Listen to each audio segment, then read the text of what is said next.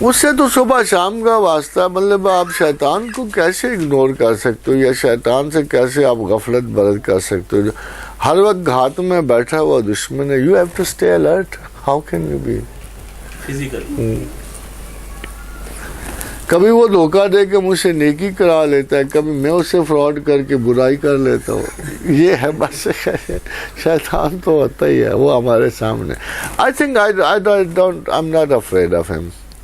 مجھے اللہ نے اس پہ واضح برتری بخشی ہوئی. آئی ایم ناٹ افریڈ ہم آنیسٹلی.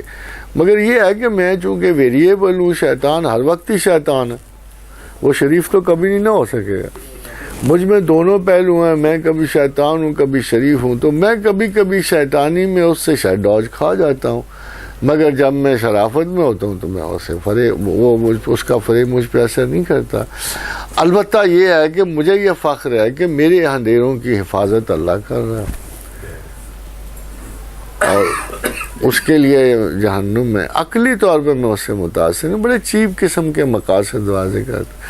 وہ میری عقل کو چھوتا ہی نہیں ہے، میری جبلتوں پہ اثر ڈالتا ہے، ان کو یعنی ایکسپلائٹ کرتا ہے، اور جو کچھ مجھ سے غلطی کرا سکتا ہے کرتا ہے. مجھے شکر ہے کہ میں غلطی کرتا ہوں.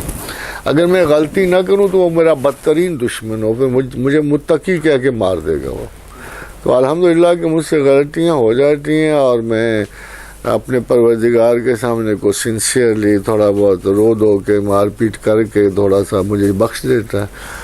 تو شیطان بھی تکبرات سے بنا ہے، اور جب آدمی بھی کسی بھی چیز پہ اظہار خوشی کا زیادہ کر لے تو وہ بھی شیطنت کا شکار ہو جائے.